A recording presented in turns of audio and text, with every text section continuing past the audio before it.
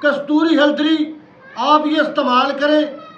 ये हल्दी आ गई और ये शहद है।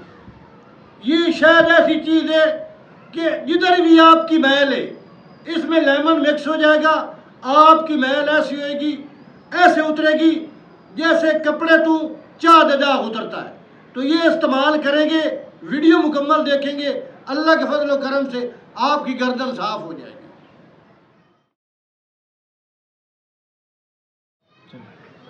ये लेमन है,